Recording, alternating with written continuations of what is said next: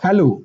आज की जो खबर है वह कुछ लोगों को विचलित कर सकती है, कुछ लोगों को जो है कि मेंटली डिस्टर्ब कर सकती है, लेकिन सारे लोगों के लिए जो है कि खबर बुरी नहीं है।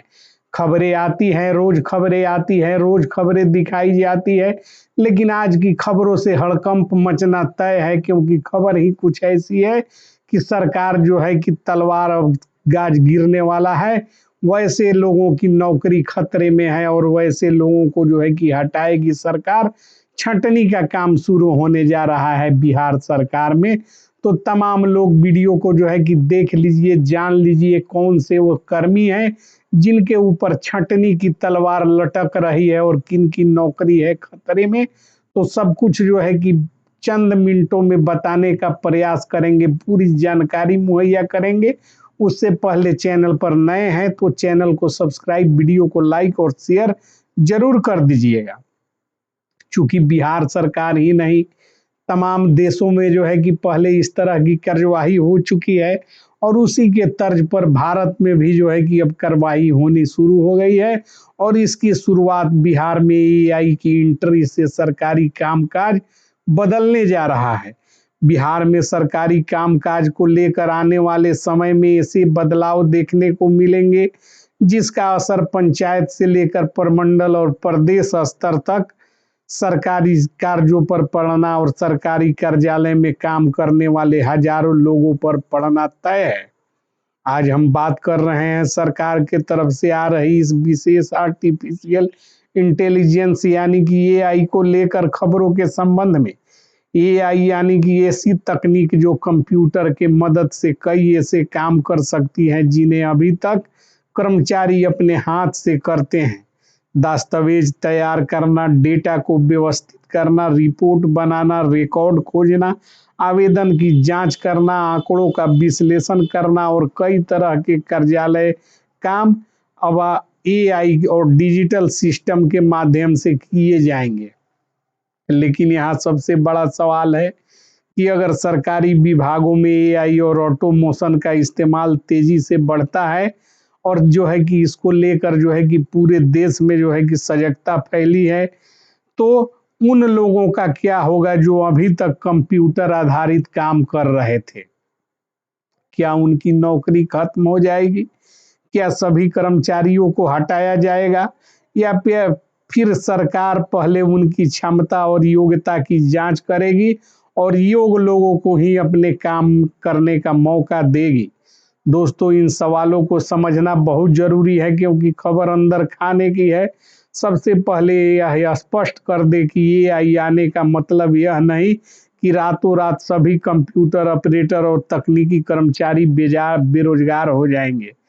जो है कि किसी भी बड़े प्रशासनिक बदलाव में सरकार को नियम, प्रक्रिया, सेवा शर्त और कर्मचारियों की भूमिका तय करनी होती है। लेकिन इतना जरूर है कि काम करने का तरीका बदल सकता है। मान लीजिए किसी कार्यालय में आज 10 लोग मिलकर डेटा एंट्री, रिपोर्ट तैयार करने और रिकॉर्ड व्यवस्थित करने का काम करते हैं, तो एआई आधारित सिस्टम इनमें बड़ी संख्या में काम अपने आप करने लगेंगी। तो स्वाभाविक रूप से सरकार यह देख सकती है कि कर्मचारियों की जरूरत कितनी रह गई है। यहीं से शुरू होता है कैपेबिलिटी चेक यानी कि क्षमता परीक्षण का सवाल। भविष्य में अगर सरकार कंप्यूटर आधारित पदों या डिजिटल काम से जुड़े कर्मचारियों के क्षमता की जांच करती है तो संभव है कि केवल वही लोग आगे नौकरी में बने रहेंगे जो बदलती तकनीक के साथ खुद को अपडेट कर पाएंगे। यानी सिर्फ यह कहना काफी नहीं होगा कि मैं वर्षों से कंप्यूटर का काम कर रहा हूं, बल्कि सवाल यह हो सकता है कि क्या आपको नई तकनीक की जानकारी है? क्या आप एआई आधारित सॉफ्टवेयर चला सकते हैं? क्या आपको डिजिटल रिकॉर्ड मैनेजमेंट आता है? क्या आप ऑनलाइन सरकारी पोर्टल पर काम करते हैं, वह 100% जो है कि दुरुस्त होता है? क्या आप डेटा की जांच और सत्यापन कर सकते हैं? क्या आप साइबर सुरक्षा के समान नियम समझते हैं? और सबसे महत्वपूर्ण, क्या आप एआई के साथ मिलकर काम करने की क्षमता रखते हैं? अगर आने वाले समय में ऐसा कोई परीक्षण या मूल्यांकन जरूर लागू होगा तो निश्चित तौर पर कर्मचारियों के लिए यह बड़ा बदलाव होगा। अब दूसरा मुद्दा है सेवा विस्तार। बिहार सहित देश के कई सरकारी संस्थानों में ऐसे कर्मचारी और कर्मी हैं जिनकी सेवा अस्थायी पद के बजाय अस्थायी और आउटसोर्सिंग और अन्य व्यवस्था के आधार पर चलती है और समय समय पर उनका सेवा विस्तार किया जाता है। ऐसे कर्मचारियों के लिए भी आने वाला डिजिटल बदलाव महत्वपूर्ण हो सकता है। अगर किसी व्यक्ति को हर वर्ष या 5 वर्ष पर सेवा विस्तार मिलता है तो भविष्य में सरकार यह सवाल पूछ सकती है कि जिस काम के लिए कर्मचारी रखा गया था, क्या वह काम अभी भी उसी संख्या में कर्मचारियों की मांग करता है। अगर तकनीक ने उस काम का बड़ा हिस्सा अपने हाथों में ले लिया है तो सरकार को मानव संसाधन की संख्या की समीक्षा करनी पड़ सकती है। लेकिन यहाँ एक बात समझना बेहद जरूरी है, सेवा विस्तार अपने आप में खत्म हो जाएगा, सभी संविदा कर्मचारियों को हटा दिया जाएगा, ऐसा दावा बिना आधिकारिक आदेश के नहीं किया जा सकता। हर कर्मचारी की नियुक्ति की शर्तें अलग हो सकती है, विभाग अलग हो सकता है, पद अलग हो सकता है और सरकार की नीति अलग हो सकती है। इसके लिए किसी कर्मचारी को केवल इस आधार पर कि हटाया नहीं जा सकता कि उसकी नियुक्ति जब हुई थी तो उस समय कि योग्यता का मानक निम्न स्तर का था और नई नियमावली के गठन के बाद योग्यता को उच्च स्तर पर ले जाया गया है, फिर भी वो लोग सरकार पर बोझ बने हुए हैं और कार्य कर रहे हैं। यह कि मानक उचित नहीं होगा और सरकार के तरफ से आ रही खबरों को कि हम बता रहे हैं। मान लीजिए किसी पद के लिए जब कर्मचारी की नियुक्ति हुई थी तो उस समय पद की योग्यता कुछ और थी और बाद में सरकार ने उसी तरह के पद के लिए योग्यता का स्तर बढ़ा लिया। तो भविष्य में सरकार अगर पुराने कर्मचारियों की समीक्षा करती है तो यह सवाल उठ सकता है कि वर्तमान कर्मचारी नई निर्धारित योग्यता और नई तकनीकी आवश्यकता को पूरा करते हैं या नहीं। यह भी मामला सीधा नहीं है। किसी कर्मचारी को सिर्फ इसलिए हटाया जा सकता है कि बाद में योग्यता बदल गई, ऐसा जरूरी नहीं है। सेवा नियम, नियुक्ति की शर्तें, न्यायालय के आदेश और सरकार की नीतियां महत्वपूर्ण भूमिका निभाती है। और कि आपको बता देना चाहते हैं कि सरकार की नई नियुक्ति में योग्यता लागू कर सकती है, जबकि पहले से कार्यरत कर्मचारियों के लिए अलग नियम बना सकती है। इसलिए इस मुद्दे पर सबकी नौकरी जाएगी इस रूप में देखना सही नहीं होगा।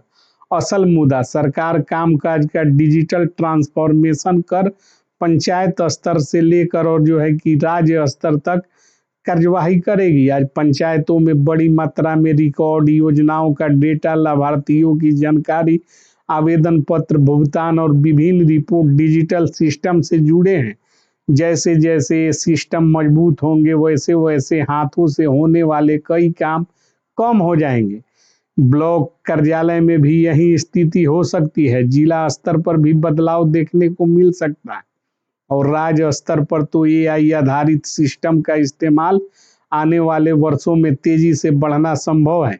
इसके फायदे भी होंगे, कामकाज में तेजी आएगी, डेटा में गलतियां कम होंगी, रिकॉर्ड ढूंढना आसान होगा और रिपोर्ट कुछ ही समय में तैयार हो सकती और सरकार बड़े स्तर पर उपलब्ध आंकड़ों का विश्लेषण करके योजनाओं की निगरानी बेहतर तरीके से कर सकती है। लेकिन इसके साथ चुनौती भी है। जो कर्मचारी तकनीक के साथ नहीं बदलेंगे उनके भविष्य कठिन होंगे और निश्चित तौर पर उनकी नौकरी जाएगी। इसलिए अगर आप कंप्यूटर से जुड़े किसी सरकारी सचिव संविदा पर काम कर रहे हैं तो अभी से तैयारी शुरू कर दीजिए। सिर्फ बेसिक कंप्यूटर जानना पर्याप्त नहीं होता है। आपको Excel, data management, online portal, digital documentation और सरकारी सॉफ्टवेयर के साथ एआई टूल्स की बुनियादी समझ भी विकसित करनी चाहिए, क्योंकि भविष्य में सबसे ज्यादा मांग शायद उस कर्मचारी की होगी जो एआई मेरा काम नहीं छीन रहा है बल्कि मैं एआई का इस्तेमाल करके अपना काम और बेहतर कर रहा हूँ। इस सोच को आने वाले समय में बहुत महत्वपूर्ण तरीके से लागू किया जाएगा। अब बात उन लोगों की करनी जरूरी है जिनके बारे में अक्सर आरोप लगता है कि वे पैरवी या प्रभाव के कारण किसी पद पर बने हुए हैं। अगर सरकार वास्तव में कर्मचारियों की क्षमता और आवश्यकता की समीक्षा करती है तो ऐसी व्यवस्था में सबसे महत्वपूर्ण चीज होनी चाहिए पारदर्शिता। किसी को केवल पैरवी के कारण नहीं रखा जाना चाहिए और किसी योग्य व्यक्ति को केवल व्यक्तिगत कारणों से हटाया भी नहीं जाना चाहिए। यदि कोई क्षमता परीक्षण होता है तो उसके नियम पहले से स्पष्ट होने चाहिए। परीक्षा का पैटर्न क्या होगा, कितने अंक होंगे, कौन पास होगा, किसे प्रशिक्षण मिलेगा और किसको पुनः परीक्षा का मौका मिलेगा। और अगर कोई कर्मचारी असफल होता है तो उसके सेवा अधिकारों का क्या होगा। इन सभी सवालों का जवाब सरकार स्पष्ट रूप से देना होगा, क्योंकि एआई डिजिटल व्यवस्था का उद्देश्य सरकारी व्यवस्था को मजबूत करना होना चाहिए, न कि कर्मचारियों की छंटनी करना। और सबसे महत्वपूर्ण बात यह कि एआई का पूरी तरह विकल्प इंसान का विकल्प नहीं है। कई सरकारी काम ऐसे हैं जहां मानवीय निर्णय, जिम्मेदारी, स्थानीय जानकारी और जनता से संवाद की आवश्यकता बनी रहती है। इसलिए संभव है कि आने वाले समय में नौकरियां पूरी तरह से खत्म होने के बजाय उसमें से कुछ लोगों की ही छटनी हो और बाकी लोग सेवा में बने रहें। यानी कि भविष्य की सबसे बड़ी चुनौती नौकरी बचाना नहीं, बल्कि अपनी योग्यता को भविष्य के अनुरूप बनाना है।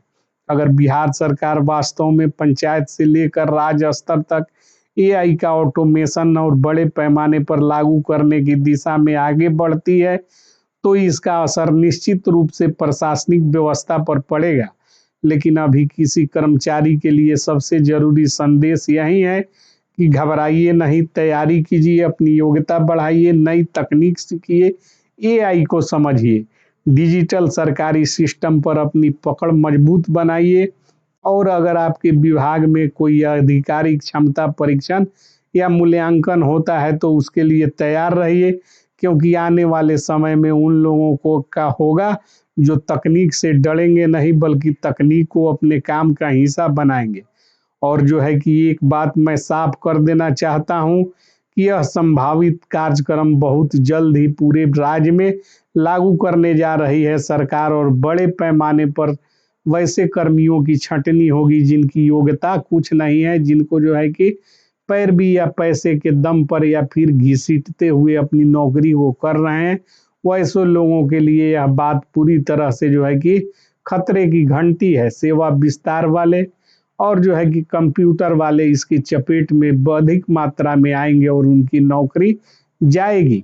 तो बचने के लिए आज ही से तैयारी शुरू कर दीजिए। जय हिंद, जय भारत।